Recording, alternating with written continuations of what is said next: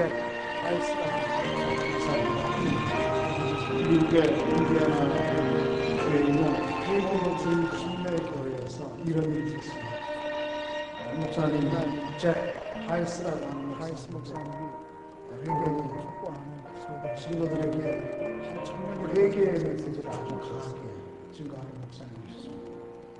어느 날 회개의 메시지는 회개를 촉구하는 설교를 하는 옛날부터도 듣기를 청년이 일어나서 목사님을 원하는 회개를 회개의 메시지를 하다가 교회에서 쫓긴 쫓겨난 사람들이 옛날부터 듣기를 원치 않는 주제였습니다. 듣기 좋은 얘기는 해야 되는데 회개하라.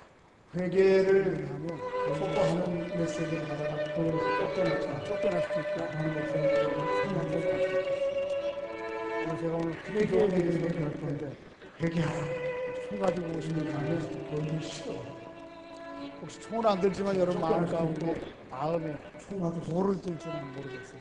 오늘 제가 오늘 회개에 대해서 할 건데 회개에 대한 총 메시지. 가지고 오신 분 아니겠어요? 회개는 혹시 총은 안 들지만 여러분 마음 가운데 회개는 돌을 하나님께로 들기로 돌아서는 전환이 그럼에도 불구하고 그리고 회개에 계속해서 대한 메시지.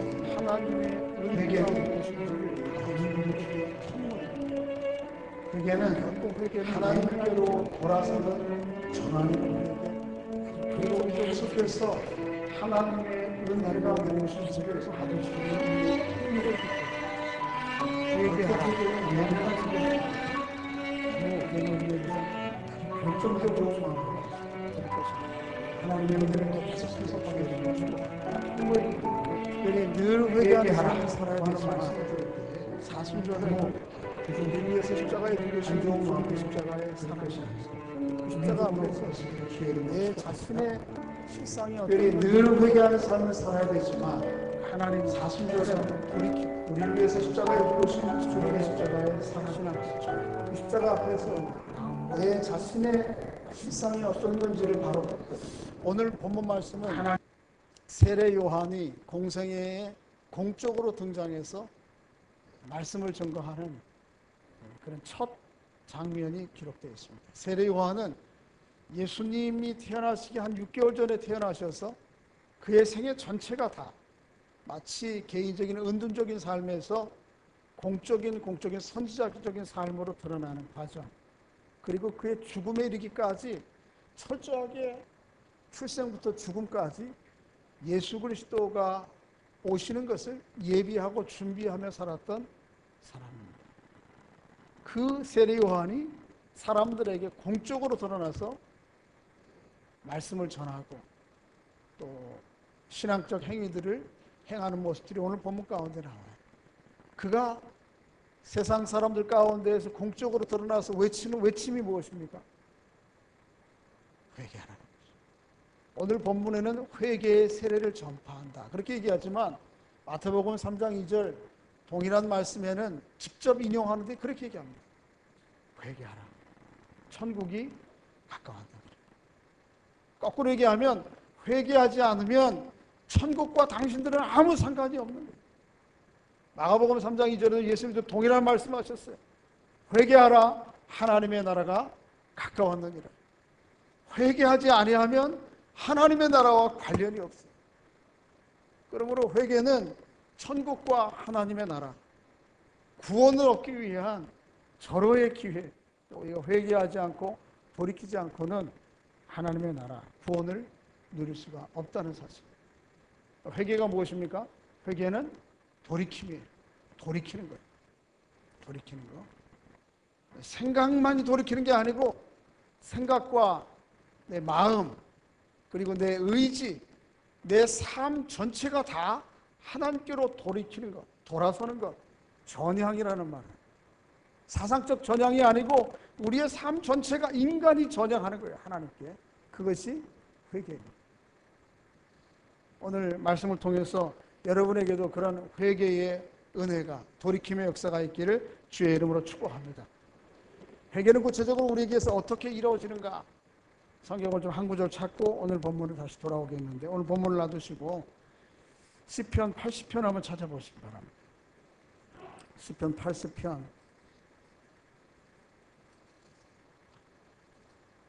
9절 읽겠습니다. 시편 80편 19절. 구약성경 863페이지 한번 읽어보겠습니다. 어떻게 우리에게 여기서 회개가 시작되고 또 진행되고 그 결과가 무엇인지 단 한 절이지만 우리에게 아주 중요한 교훈을 줍니다. 19절 읽어보겠습니다. 시작. 만군의 하나님 여호와여 우리를 돌이켜 주시고 주의 얼굴의 광채를 우리에게 비추소서. 우리가 구원을 얻으리이다. 다시 한번 시작. 만군의 하나님 여호와여 우리를 돌이켜 주시고 주의 얼굴의 광채를 우리에게 비추소서. 우리가 구원을 얻으리이다. 회개가 무엇이며 어떻게 이루어지는지 한 절의 그림을 통해서 우리에게 잘 보여줍니다. 저를 보세요. 회개는 누가 하는 것이죠? 누가 하는 겁니까? 내가 하는 겁니다. 우리가. 근데 회개는 어떻게 시작되죠? 내가 시작합니까? 회개는 내가 하는 거지만 내가 마음 먹고 다짐한다고 회개가 이루어져요? 돌아섬이 이루어져요? 안 되는 거예요. 오늘 본문에도 아까 읽은 말씀 보면 만군의 하나님 여호와여 우리를 어떻게 하시고요? 읽어보세요. 다시 한번. 만군의 하나님 여호와여 우리를 어떻게 하시고? 돌이키시고. 누가 돌이켜 주셔야 되는 겁니까? 하나님이 돌이키시고. 회개는 엄밀한 의미에서 회개가 시작되었다는 얘기는 하나님께서 그 심령과 마음 가운데서 이미 일하시고 계시다라고 하는 반증입니다. 내가 양심적 도덕적인 가치를 깨닫고 돌아서는 것, 그거 회개긴 한데 성경이 말하는 깊이의 회개는 아니에요. 정말 성경이 말하는 회개는 누구에서 시작됩니까? 하나님께서 돌이켜 주셔야 가능합니다. 하나님께서 우리의 마음 가운데 회개할 마음을 주셔야 우리가 하나님께로 돌아서요. 그렇지 않으면 인간의 그 교만함이 꺾이지 않아요. 하나님께서 여러분과 저에게 늘 회개의 마음을 주시기를 주의 이름으로 축복합니다. 마치 이런 것이에요. 돌이킴의 시작은 하나님이 하시지만 그러나 회개는 누가 하는 겁니까? 내 전 존재가 하는 거예요. 이런 거예요. 아이들 4살, 5살 이제 꼬물꼬물 지난주에 유치원 입학시켰어요. 그죠? 그 이제 유치원 다니는 애들이 이제 가서 뭐 처음은 3, 4살짜리 애들이 그냥 놀고 친구들이랑 사회성을 즐기지만 조금 더 고학년에 올라가면 유치원도 한 5살 정도 가면 뭐를 배우죠? 글을 배웁니다. 근데 아이들이 펜을 가지고 글을 쓸 때 그 아직 뼈가 곧지도 않고 꼬물꼬물한 애들이 이걸 가지고 글을 쓴다고 해봐야 뭐예요? 이게 글이 아니고 그림이죠. 뭐 그림인지 글씨인지. 그렇게 안 돼요. 근데 펜은 아이가 잡고 있지만 엄마든지 선생님이든지 그 아이의 손잡은 연필 위에다가 손을 얹고 써간단 말이에요. 엄마. 근데 쥐고 있는 것은 누가 쥐고 있습니까? 애가 쥐고 있는 거 누가 쓰는 거죠? 아이도 쓰긴 쓰지만 이거 누가 쓰는 거예요? 엄마가 쓰는 거예요. 회개가 꼭 이런 양상으로 진행돼요. 내가 회개하는 거예요. 쥐고 있는 것은 납니다만 그것을 처음 시작하시는 분 누구예요? 하나님이 우리에게 마음을 주십니다. 오늘 시편이 만군의 하나님 여호와여 나를 돌이키시고 그런 말이 우리를 돌이키시고 하나님께서 돌이켜 주셔야 되는 거예요. 그렇게 돌아설 때에 돌아서고 나면 어떤 일이 벌어지는가 하면 따라합니다. 주의 얼굴의 광채를 우리에게 비추소서. 요청하지 아니해도 사실은 주의 얼굴의 광채가 돌아서면 비춥니다. 하나님께로부터 임하는 사랑과 은혜의 빛은 언제나 동일하게 우리에게 비춰요. 문제는 뭐예요? 우리가 그 하나님의 얼굴의 영광의 광채를 돌아서며 산다는 데 문제가 있습니다. 그런데 이 돌아섰던 것에서 누구에게로 다시 돌이키는 거예요? 하나님께로 우리의 삶을 돌이키면 당연히 그 빛이 내게 오는 거죠. 그 빛인 결과를 또 끝에서는 뭐라 그러지? 우리가 구원을 얻으리라. 그것을 뭐라 그래? 구원이라 그래. 회개는 이렇게 일어나는 거예요. 회개는 뭔가 제가 이렇게 등지고 있으면 저 뒤에 그림자가 붙입니다.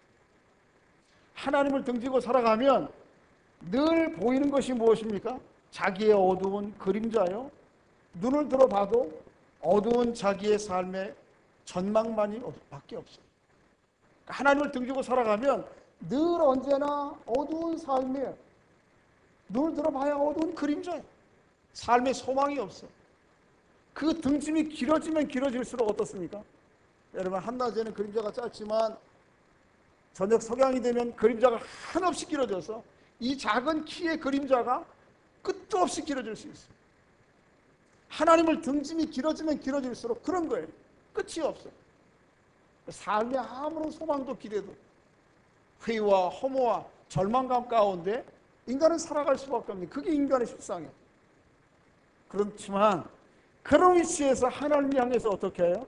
우리의 존재의 전체를 돌이키기만 하면 이제는 어두운 그림자는 오간데 없어요. 사실은 세상은 변한 거 없는 것 같아요. 그렇지만 이상하게도 하나님께로 돌아서면 그 하나님의 영광의 빛 가운데에서 자기 자신의 실상을 바로 보게 돼요. 자기 그림자를 보는 것이 아니고 자기의 아름다운 모습을 보게 되고 또 그 빛 아래 펼쳐진 아름다운 세상을 보게 돼요. 하나님께서 회개로 말미암아 여러분과 저에게 그런 은혜를 주시기를 주의 이름으로 축복합니다.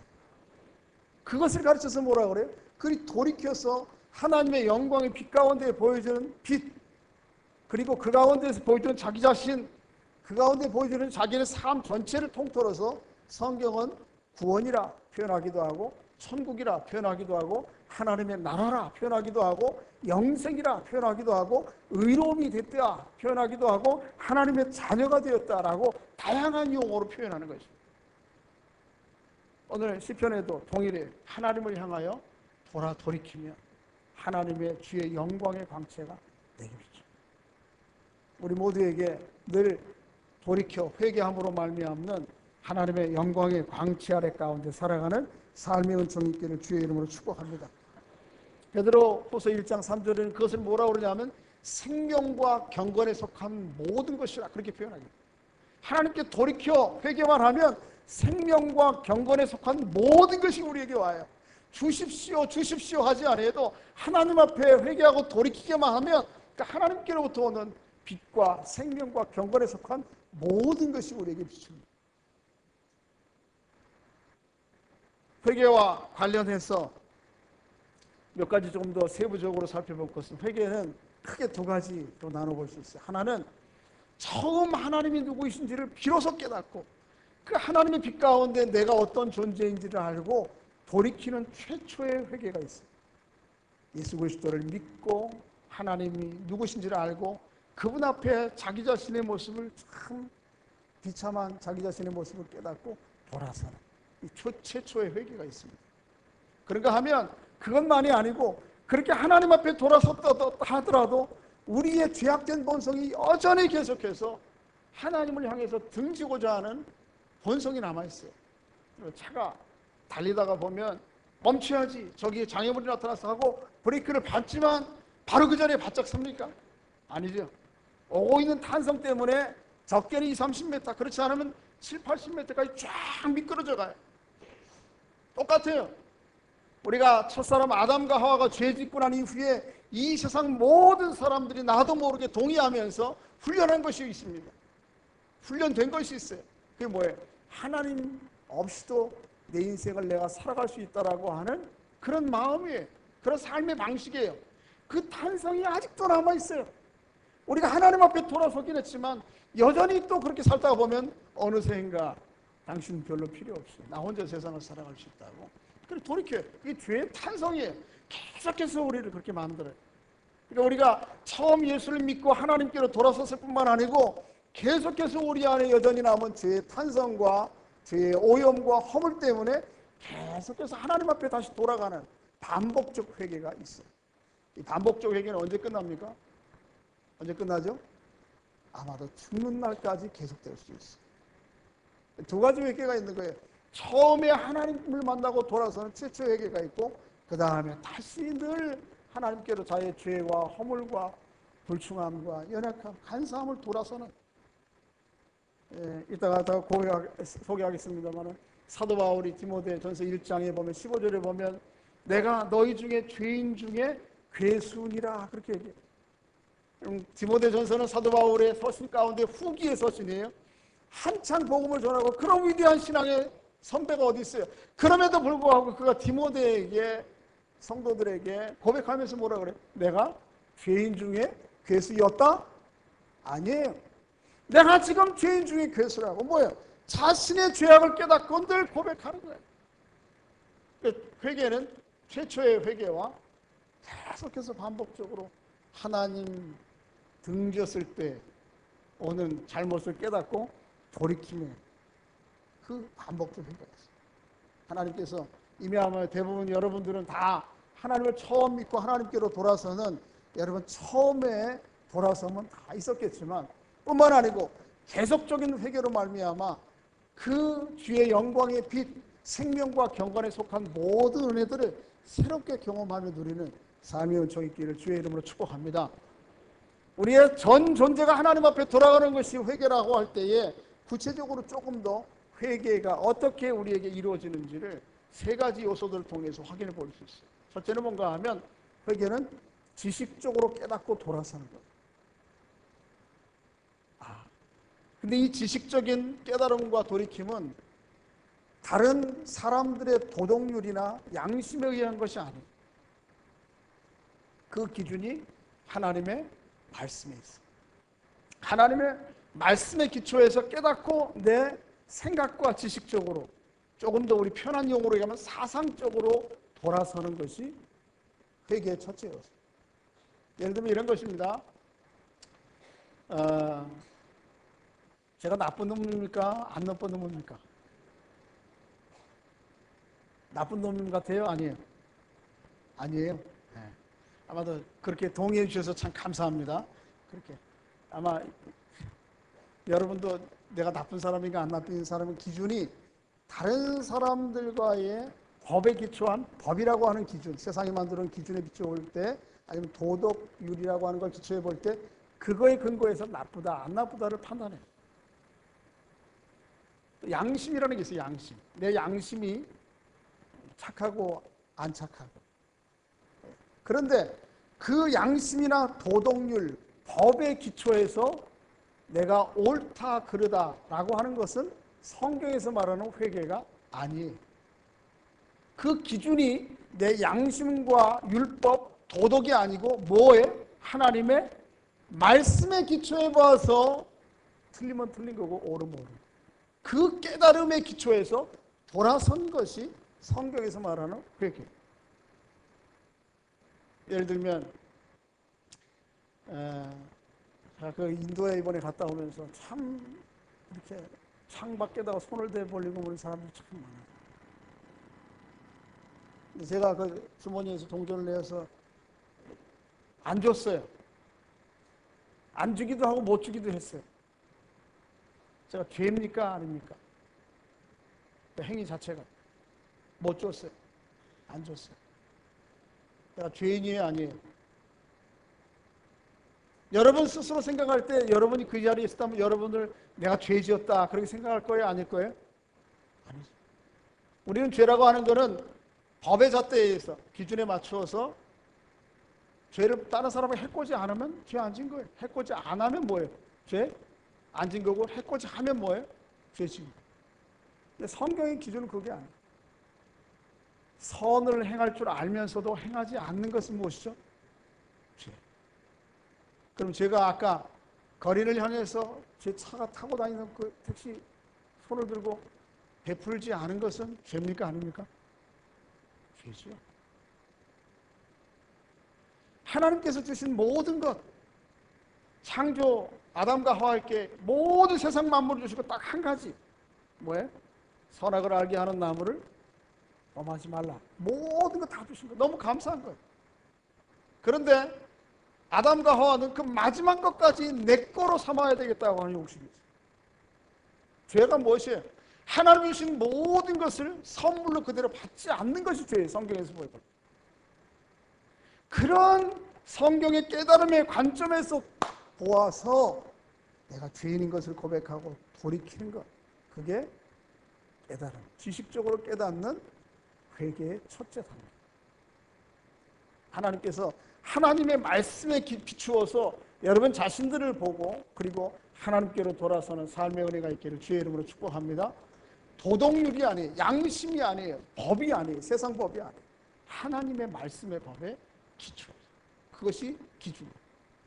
두 번째, 그런 깨달음이 진정으로 일어나게 되면 우리의 마음 가운데 필연적으로 오는 과정이 뭔가 하면 정서적인 변화들이 있어요. 슬픔이 있어요. 그렇지 않아요? 나의 존재와 실상을 그 이전의 어두움으로 볼 때에는 이 모습이 그냥 볼만했는데 돌아서서 하나님의 영광의 빛 가운데 보니까 별거 다 드러나는 거예요. 별거. 하나님의 말씀의 기준에 볼 때니까 보니까 너무 내 초라의 모습, 비참해, 절망적이에요. 거기에서 오는 탄식과 슬픔과 후회가 일어나요.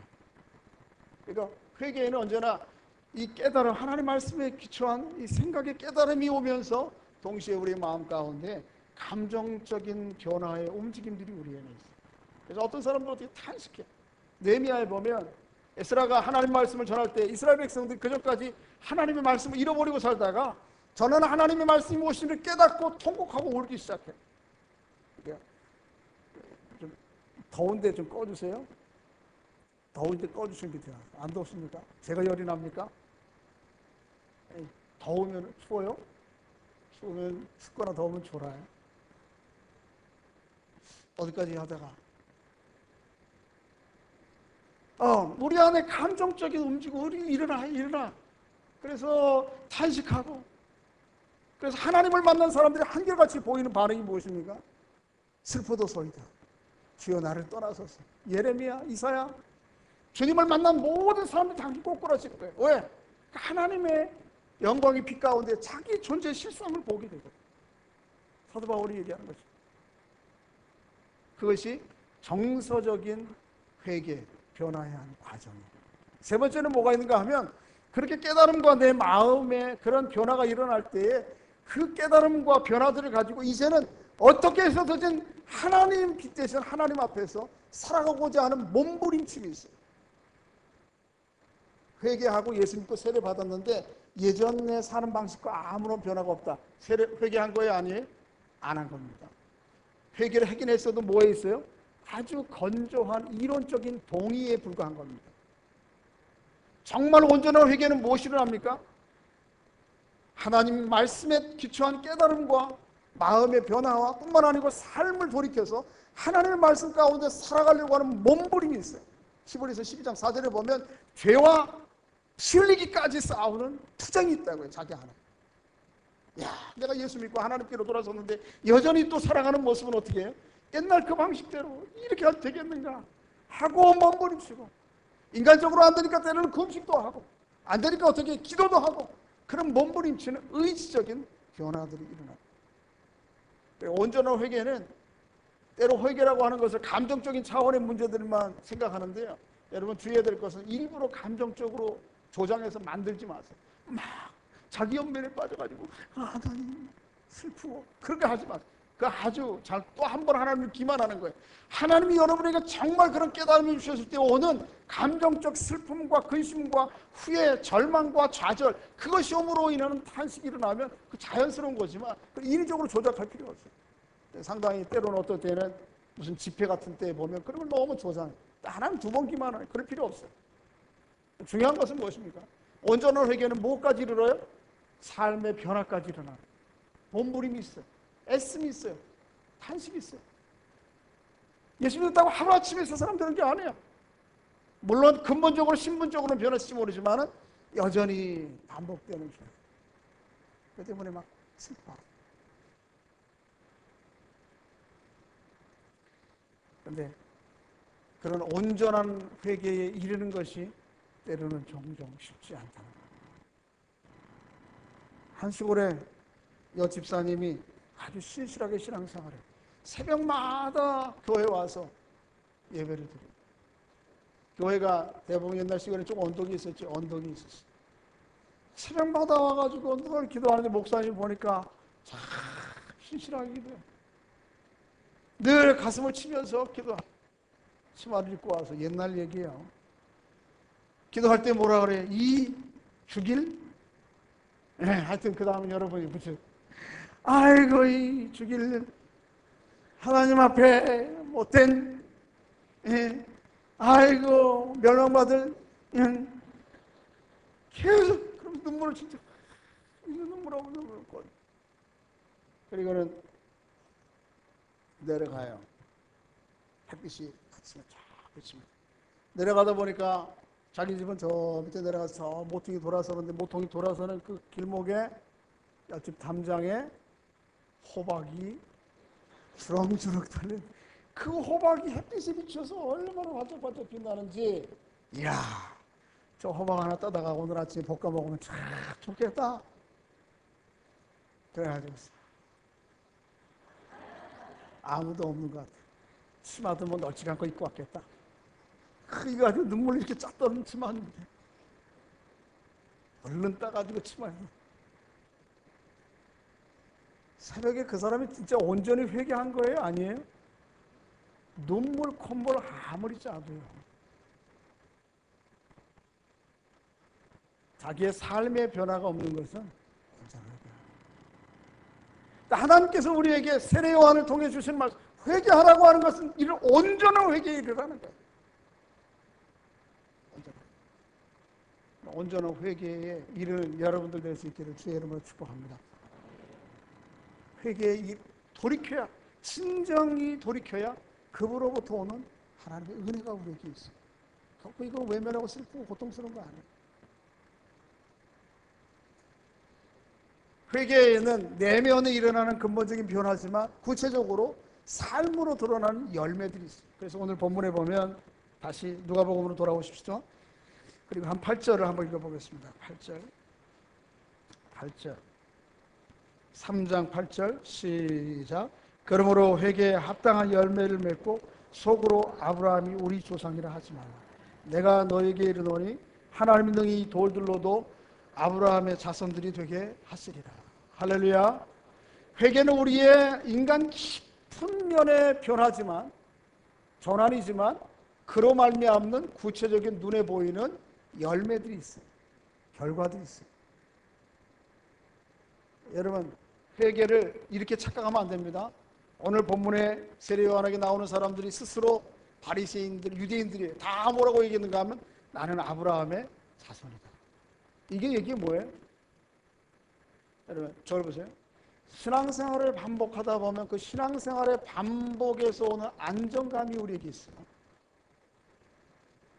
주일날 왠지 가서 예배드리고 오면 하루 한 주간이 어떻게 마음이 편안하고 주일날 예배 안 드리고 가면 주일날 어디 저기 봄 꽃 구경 갔다 오면 잘못하면 넘어져가지고 어떻게 돼?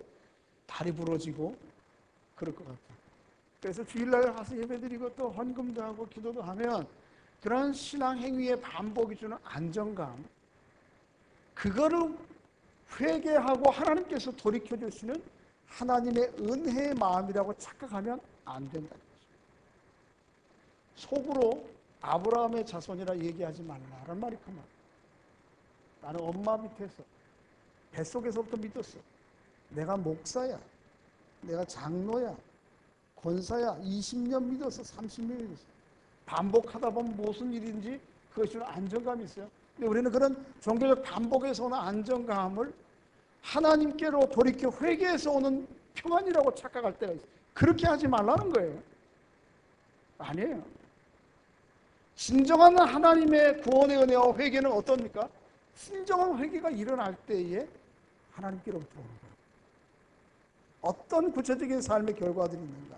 첫째는 죄에 대한 고백이 있어요. 자기가 죄인임을 고백해요. 요한일서 1장 9절 말씀에 보면 저는 미쁘시고 의로우사 우리를 죄에서 사하신다고요. 언제? 자백하면 죄를 자백하면. 아까도 말씀드렸죠? 바울이 뭐라고 그랬어요? 나는 죄인 중에 괴순이었다? 괴순이라 지금 그렇게 얘기하는 거예요. 지금 내가 죄인 중에 괴수예요. 그러니까 여러분, 정말 내가 회개하고 늘 회개하는 삶으로 살아가는 사람들에게는 하나님 앞에 늘 그렇게 고백하고 사람들 앞에도 그렇게 고백해요. 내가 죄인 중에 괴수다. 이 죄인 중에 괴수인 제가 뭘 그렇게 잘났다고 사람들 앞에 교만하며, 뭘 사람들 앞에 잘났다고 그렇게 의식될 게 있어요. 아니, 그럴 거 없거든. 뭐 그렇다고 깊은 열등감과 늘 슬픔의 가운데 살지도 않지만, 그럼에도 불구하고 자기 죄인임을 고백해. 여러분들이 저를 볼 때 그렇게 보이지만 사실 저 식물입니다. 별거 아니에요. 여러분들과 저는 다 그렇게 진정 자기에게 고백하며 살아가는 죄에 대한 고백이 우리에게 있습니다. 그게 진정 회개한 사람의 나타나는 열매. 두 번째는 무엇입니까? 실제적인 죄와 결박하고자 하는 씨름이 있어요. 막 싸워. 죄를 떠나려고 해.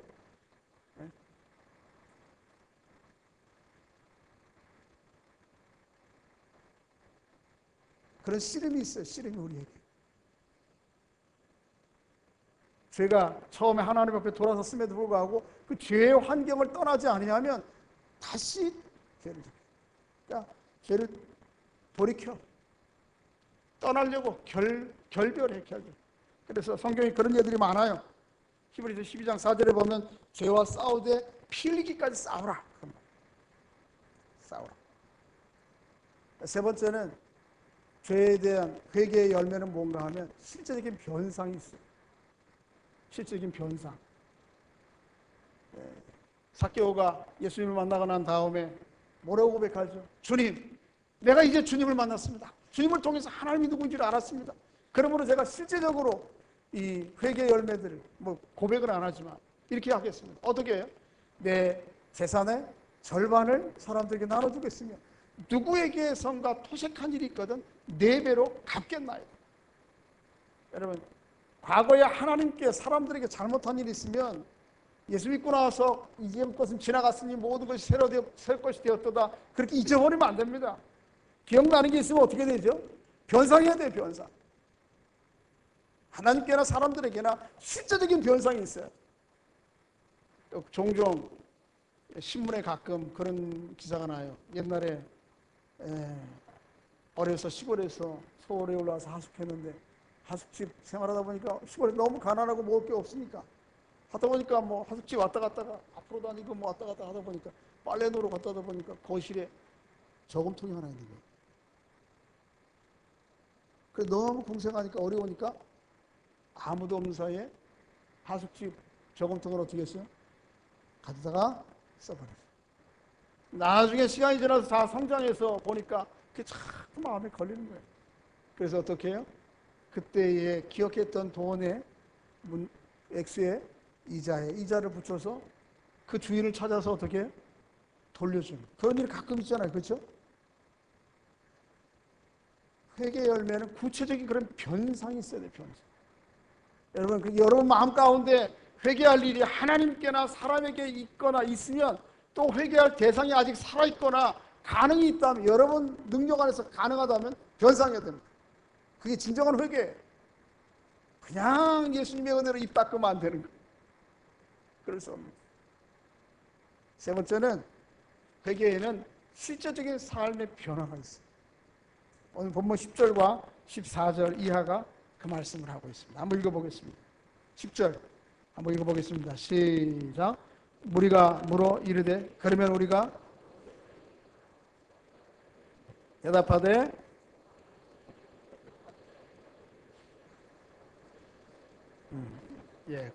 그 다음에 세리들도 세례를 받고자 하여 와서 이르되 선생님이여 우리는 무엇을 하리까 하매 이르되 부가 된 것 외에는 우리가 무엇을 거두지 말라.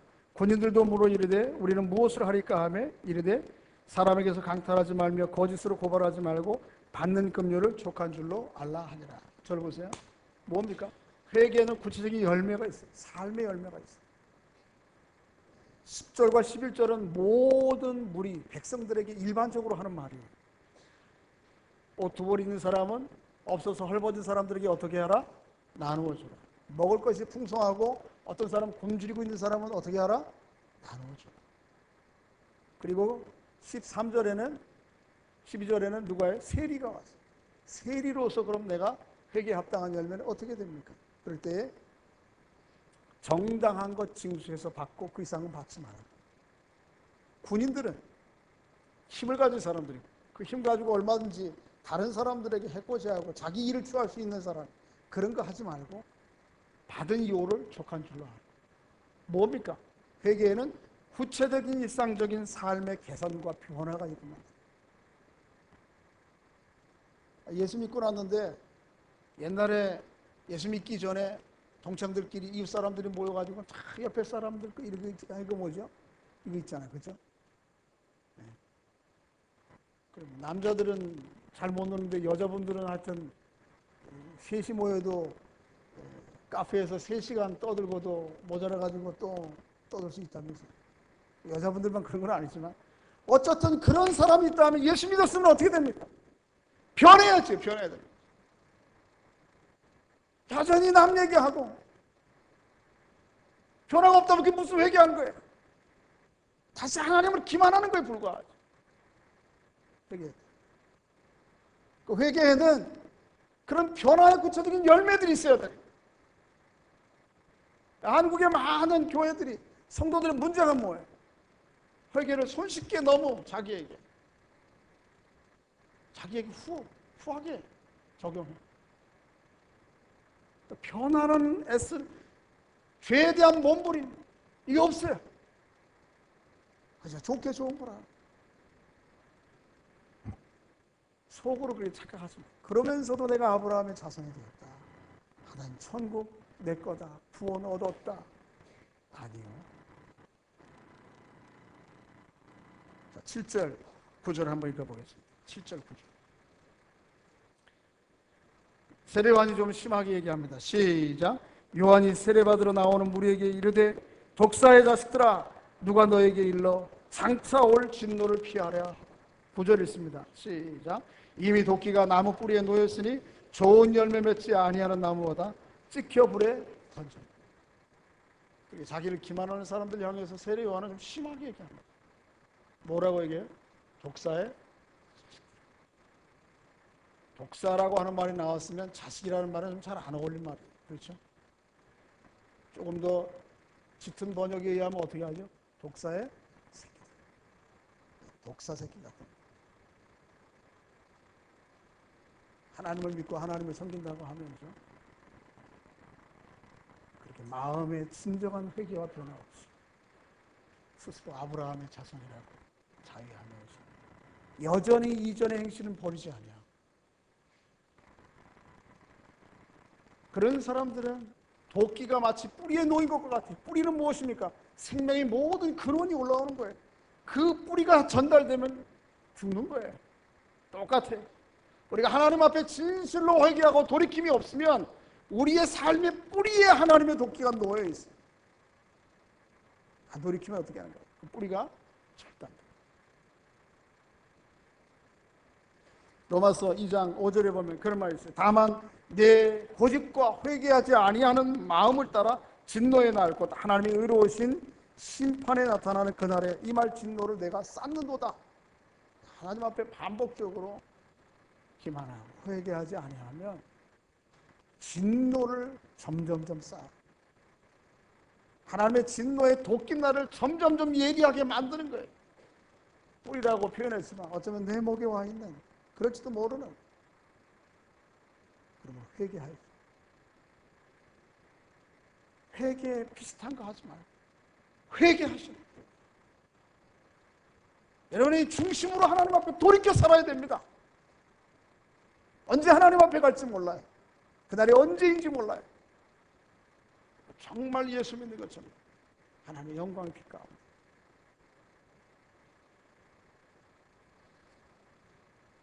돌이켜 회개함으로 주의 얼굴에 있는 형체의 아름다움, 그 생명과 경건에 속한 모든 것을 누리는 모든 성도들 될 수 있기를 주의 이름으로 축복합니다. 사도행전 3장 19절에서 베드로는 그렇게 얘기합니다. 한번 따라해 보겠습니다. 너희가 회개하고 돌이켜 너희 죄 없이 함을 받으라. 이같이 하면 유쾌하게 되는 날이 주 앞으로부터 이를 것이요. 이 말씀 아까 시편 80편 19절에 있는 동일한 말씀. 다른 말로 돌이켜 회개하고 죄 없이 함을 받아. 그리하면 유쾌하게 되는 날. 누구로부터? 주님께로부터 우리에게 임한다. 진정 하나님 앞에 회개하고 돌이키는 자들만 누릴 수 있는 하나님의 은혜. 그저 내 마음, 내 생각과 머리 마사지 해주는 그런 위안의 말이 아니고요. 하나님 앞에 정말 돌이킬 때 그 은혜가 우리에게 있는 거예요. 이 시대 사람들이 여기저기 그저 힐링 하는데 진정한 힐링은 어디로부터 와요? 하나님 앞에 정말 돌이킬 때 와요. 이것저것 이중삼중 포장해놓고 되게 비슷한 것이 아닌 하나님 앞에 중심으로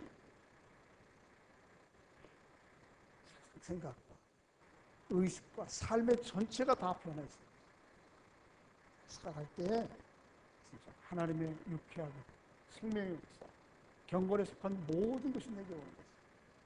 그러는 회개의 은혜가 모든 성도들에게 있기를 주의 이름으로 축복합니다. 회개하시기 바랍니다. 회개하십시오. 깊이 회개하십시오. 온전하게 회개하십시오. 하나님께서 주시는 하나님의 은혜를 남생에 누리는 성도들 될 수 있기를 주의 이름으로 축복합니다. 우리 찬양 같이 하나 하겠습니다. 우리 잘 아는 찬양인데 천부의 의지 없어서 잘 안 했던 찬양인데 다시 한번 우리 말씀을 생각하시면서 우리 자신들을 하나님 앞에 좀 보면서 찬양으로 하나님 앞에 고백하며 나아가겠습니다.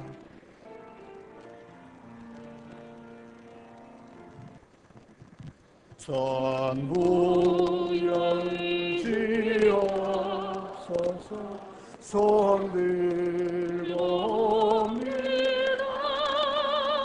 주 나를 받게 하시며 다 돌이키기만 하면 주님은 외면하지 않습니다. 내 죄를 씻기 빌려주시니 회개하는 나를 전부터 계신 주께서 전부터 계신 주 영들 그렇습니다. 보혈로 구해주신 그 사랑 내 죄를 씻기 위하여 내 죄를 씻기 위하여 빌려주시니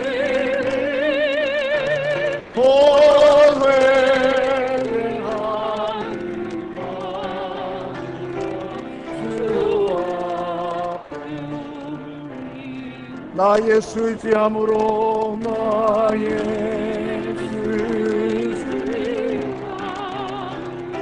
길 권능 받아서 주님께 구한 모든 것 늘 얻겠으니 내 죄를 씻기 원하여 내 그래야 비로소 우리의 평안과 하나님의 생명과 위로가 임하는 것입니다. 모두 회개하는 마음으로 고백하는 마음으로 주라. 이 시간 우리 다 같이 함께 기도할 때에 이미 하나님 앞에 처음 돌아섰지만 그럼에도 불구하고 여전히 많은 죄의 타성과 오염과 더러움과 습관 때문에 다시 한번 하나님을 욕되게 하며 십자가를 부끄럽게 하는 그런 삶을 살았음을 주여 용서하여 주시옵소서. 하나님 앞에 다시 한번 돌이켜 회개하고 하나님으로부터 오는 생명과 경건한 모든 것을 누리길로 원하오니 하나님 은혜를 베풀어 주시옵소서. 기도하며 나아가겠습니다. 기도하겠습니다. 아버지 하나님, 주님 감사합니다. 주의 말씀 가운데 아버지 하나님이여 나의 모습이 어떠하며 아버지 하나님께서 회개를 촉구하시는 이유가 무엇인지 깨닫게 하여 주시니 감사합니다. 정말 아버지 하나님 앞에 처음 회개하신 이전의 삶과 동일한 유사하게 다르지 않은 삶을 살면서도 속으로 아브라함의 자손이라고 그렇게 자유하며 아버지 하나님의 반복되는 신앙의 안정감을 하나님 앞에서 오시는 회개의 은혜와 평안과 기쁨인 줄로 착각하며 살아가는 것들을 용서하여 주시길 원합니다. 아버지 하나님, 여전히 내 생각과 마음과 내 삶이 하나님 앞에 온전히 변하지 아니하며 죄를 향하여 대항하여 싸우려고 몸쓰지 아니하며 힘쓰지 아니하는 그런 교만한 우리의 모습들을 그런 용서하여 주시길 원합니다. 하나님이 필요하다고 하면서도 또 다른 것이 내 삶을 붙들며 내 삶을 유지해 줄 것이 또 다른 무엇이라고 그렇게 두 가지 마음, 세 가지 마음 가지고 살아가는 우리들을 용서하여 주시기를 원합니다. 하나님이여, 돌이켜 하나님 앞에 회개함으로 하나님으로부터 오는 생명과 경건에 속한 모든 것, 우리 주님께로부터 이르는 모든 유쾌한 아름다운 것들을 누리며 살아가는 우리 모두가 될 수 있도록 은혜를 베풀어 주시옵소서. 아버지 하나님 감사합니다. 주님이 저희들을 먼저 찾아와 주시고 우리의 마음에 하나님이 누구이신지를 알고 주님께로 돌이킬 수 있는 마음을 넣어주신 것 감사합니다. 하나님께 돌이키게 하시고, 그렇지만은 돌아보건대 여전히 또 그 이전의 삶의 방식으로 여전히 그 습관과 그 방식을 버리지 못하고 그 죄로부터 떠나지 못하며 그 죄의 습관으로부터 돌아서지 못했던 저희들을 용서하여 주시기를 원합니다. 하나님만이 나의 유일한 주시오 구원주라고 얘기하면서도 또 믿을 구석을 다른 데 두고 살아가는 아버지 하나님이여, 이중적이고 삼중적인 마음들을 주님 용서하여 주시기를 원합니다. 아버지 하나님, 반복되는 신앙생활에 오는 안정감을 하나님이 주시는 구원의 은혜로 착각하며 자유하며 살아가지 않았는지 용서하여 주시기를 원합니다. 아버지 하나님 앞에 진심으로 돌이켜 회개함으로 하나님께로부터는 생명과 경건에 속한 모든 것들을 누리며 주께로부터 이르는 유쾌한 날을 누리며 살아가는 하나님의 나라와 천국을 바라보며 살아가는 모든 성도들 될 수 있도록 주의 은혜를 베풀어 주시옵소서. 그렇게 하실 하나님을 높이고 찬양하오며 예수님의 이름으로 기도하옵나이다. 아멘.